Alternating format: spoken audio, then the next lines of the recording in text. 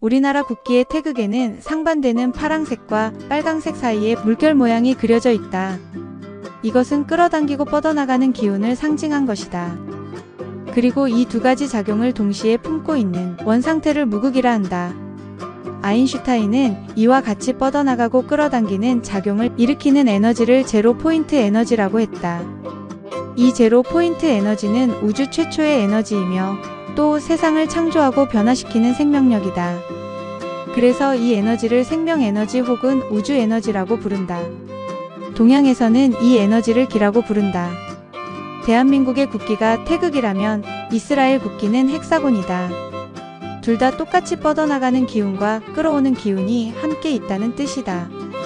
위를 향해 솟구치는 삼각형이 뻗어나가는 기운이고 아래를 향해 뻗어내리는 역삼각형이 바로 끌어당기는 기운을 상징한 것이다. 그리고 이 두 가지 삼각형이 함께 있는 헥사곤이 바로 제로 포인트 에너지가 담겨있는 우주 최초의 모습이다. 우주는 이렇게 헥사곤 안에서 제로 포인트 에너지를 통해 뻗어나가고 끌어들이는 것이다.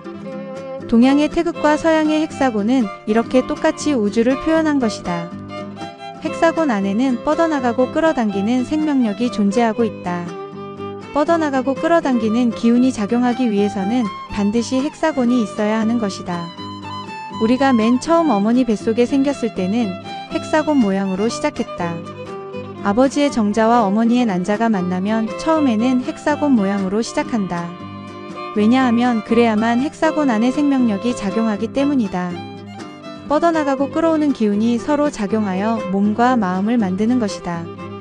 그래서 이 두 가지 에너지를 합쳐 생명력이라고 하는 것이다. 생명력은 이렇게 헥사곤 안에서 일어나는 것이다. 건강한 사람의 몸에는 70%의 물 가운데 대다수가 육각수로 이루어져 있다.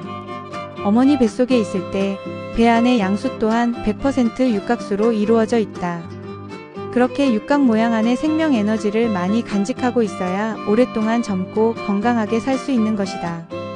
건강, 그것은 누가 더 많은 육각 구조를 몸에 간직하고 있느냐에 따라 나타나는 문제인 것이다. 우리의 마음 또한 아무런 작용이 없을 때는 제로 포인트 에너지 상태로 있다가 작용을 할 때는 헥사곤 모양으로 변한다. 생명력의 근원인 생명 에너지는 육각 구조, 즉 헥사곤 안에 존재하고 있는 것이다. 모든 사람의 마음은 이렇게 제로 포인트 에너지가 끌어당기고 뻗어나가는 작용에 의해 벌어지는 것이다.